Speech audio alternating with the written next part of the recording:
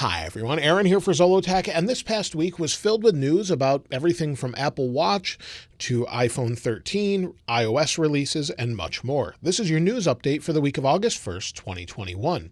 And the first thing has to do with Apple Watch. The titanium version, the titanium edition version I'm actually wearing right now, is no longer in stock in many stores across the country. So it looks like maybe Apple's discontinuing this or getting ready for a newer version. I'll talk a little bit more about that in a little while.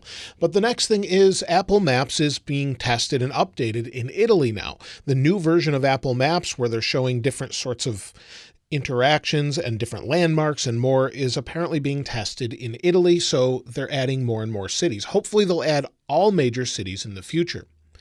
Also, Apple is now accepting UPI RuPay cards and net banking for App Store payments in India. So quite a few people have messaged me about this, and it's now available in India, so you can now use more with your Apple Wallet. So it's great to see that. Also, one video I didn't do this past week has to do with Apple Watch, where they released watchOS 7.6.1 last Thursday. And the only reason I didn't do one is because there's just a small security update. It's a major security update in the sense that you should update, but it's just one change. So I would generally recommend update it, but it wasn't worth doing a video just for one small security change on an Apple Watch. So there's that. Now, also, there was an update with GarageBand where you can now buy different music tracks from different artists. So if we go into GarageBand, there's a sound library, and you can see there's different music from Lady Gaga, for example, and many others. So you have the option to maybe try some of this music. You can get that music and use it in your Apple Music tracks or try it out. So you'll be able to explore how they're recorded. You can remix them and more. So that's something new in GarageBand this past week. Also to do with apps, Google Maps finally gets a widget. Now, I think I have it here. You'll see I have Google Maps. It's a new widget where you can just go home, work, find local restaurants, gas, and more. And it's really nice. It opens quickly and works well. Finally, we have a widget for that if you don't want to just use Apple Maps. Now, also, Apple has said that if you have an AirTag, so maybe you have one of the new AirTags, and you want to replace the battery, you do that by pushing down and turning counterclockwise or anti-clockwise, you'll see it has a battery in here. This is a CR2032 battery, and Apple has said do not replace this battery with a battery that has a bitter coating on it. The bitter coating is generally used to prevent children from swallowing them, as it's not very tasty and you don't want to put it in your mouth.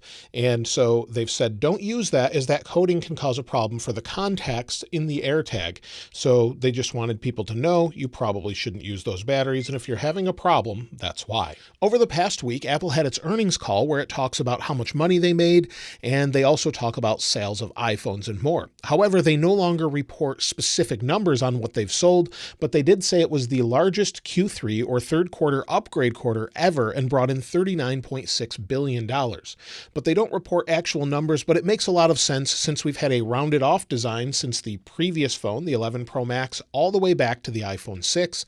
Now we have a new design, or maybe an old new design where it's squared off, and a lot of people upgraded. So that makes a lot of sense. We have a newer design. A lot of people upgraded when they went from the 5S to the 6, so it makes sense to see a huge update now. And during the same call, people were concerned about supply constraints with the upcoming iPhone 13 maybe not being in stock.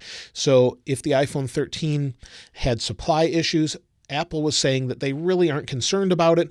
While they did have some issues this year with supply constraints, Tim did state specifically that, as I said before, the latest nodes, that's the products or the items that go in the products, such as the processor, which we used in several of our products, have not been as much of an issue. The legacy nodes are where the supply constraints have been on silicon.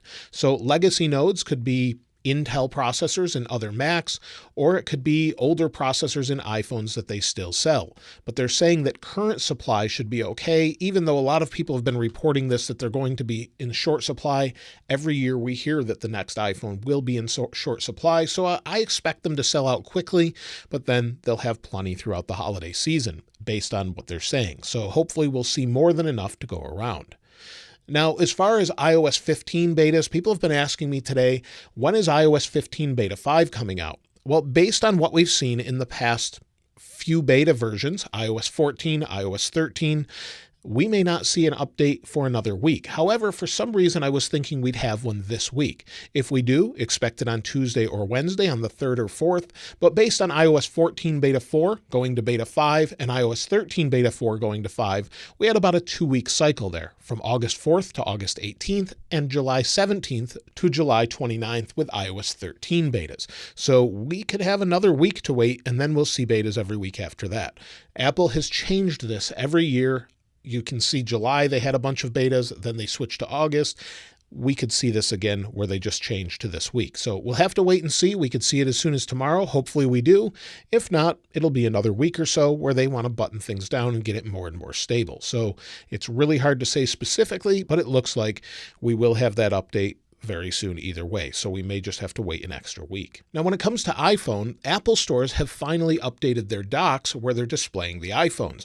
According to 9to5Mac, and I haven't gotten to a local Apple store recently, but they posted some pictures where they're using a new MagSafe style dock to hold up the latest iPhones. This makes a lot of sense. Before this, it was just plugged into a Lightning dock, and it needed to be updated now that we have MagSafe. So it has a new, more clean style to it overall, and I think it's a nice change. It's always great to see these. Again, I haven't been able to make it to an Apple store myself, but if I do, I'll take a look at it. Now, when it comes to the iPhone 13 design, it looks like they're going to look like what I'm holding here.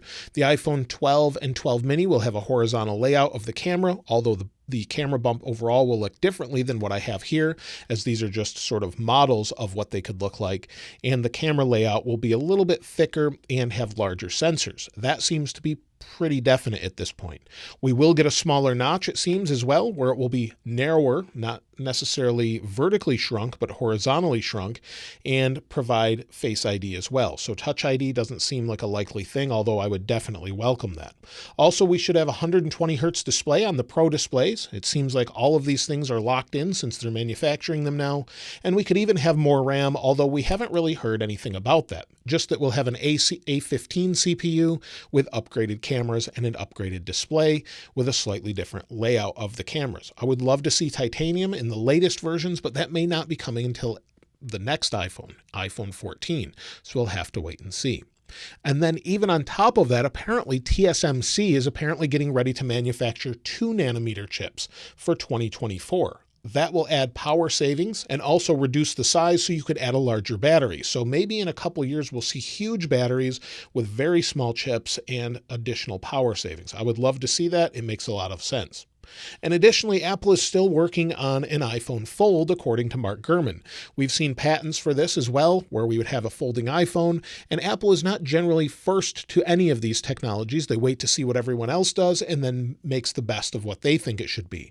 According to Mark Gurman, he believes it's 2 to 3 years away to have a folding iPhone. So they're never first in the category, but generally tend to be the best, depending on your opinion, of course, of that. Now, according to Mac Atakara, the upcoming iPad Air 5 or 5th gen will look just like the Air 4 that I'm holding here, with one exception, that it will use a similar camera layout to the iPad Pro. So instead of having just one camera, it would have multiple cameras like the Pro, but without the LiDAR sensor. So we would add an ultra-wide to the regular camera.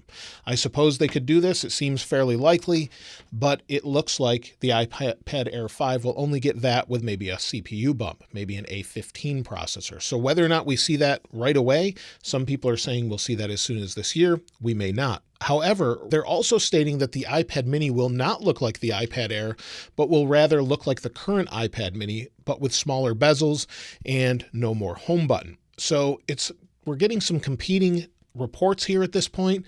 And then you have Ross Young, who's stating that the iPad mini will have a newer design and remove that home button and have a bigger display, 7.9 inches to 8.3 inches. So we're getting competing information that it looks like maybe Apple is trying to confuse some people, which I always welcome surprises when it comes to upcoming products. Now, when it comes to AirPods 3, Mark Gurman is saying to expect them this fall. So along with the iPhone launch, we should see the new AirPods 3, and we pretty much know what they look like at this point, but we still have to wait until they release to know 100%. There's been a lot of replicas or fake versions out there, and it seems like they'll look very much like AirPods Pro without the tip on them. So we'll have to wait and see.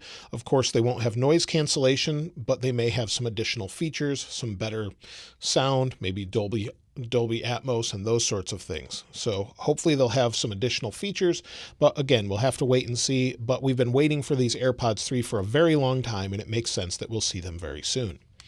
Now, when it comes to Mac, Apple is still on track to release the new MacBook Pro this fall or this autumn, again, sometime between September and November, according to Mark Gurman.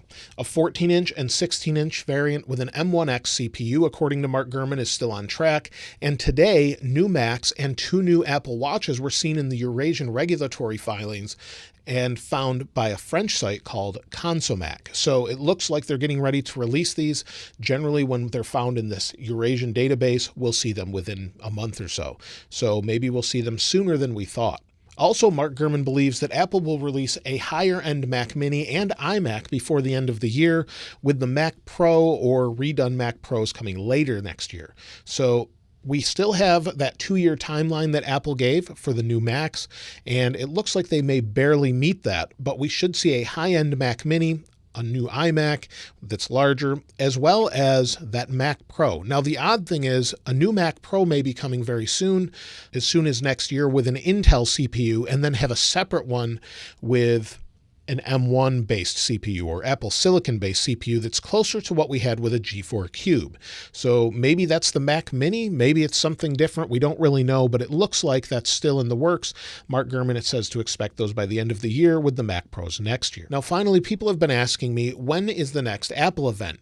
Last year was a little bit different than the year before that, and so it's a little hard to pin down the exact date, but you can count on early September. So in 2019, we had the announcement of the iPhone 11 Pro, iPhone 11, Apple Watch Series 5, and iPad. That was on September 10th, 2019. So generally within the first 2 weeks of September. Then the following year, last year, we had 2 events. We had one on September 15th where they introduced the Series 6 Apple Watch SE, Apple Fitness Plus, the iPad Air, and Apple One. So that was on September 15th of last year. And then we had the iPhone event in October, on October 13th. So it was very different last year than we had the prior year. If Apple keeps everything together this year, which is expected, we would expect within the first 2 weeks of September. I would say probably maybe even on the 13th to correlate with the time of the iPhone 13, but it could be something different. So within the first couple of weeks, we should expect an event.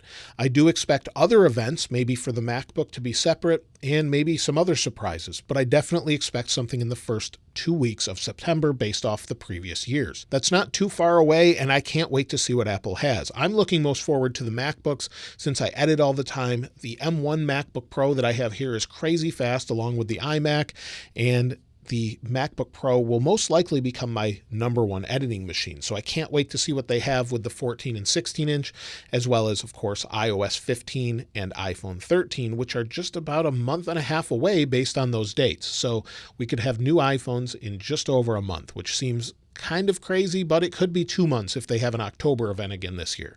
So we'll have to wait and see. Let me know what you're most excited for in the comments below, and if you'd like to get your hands on this wallpaper, I'll link it in the description like I normally do. If you haven't subscribed, though, please subscribe, and if you enjoyed the video, please give it a like. As always, thanks for watching. This is Aaron. I'll see you next time.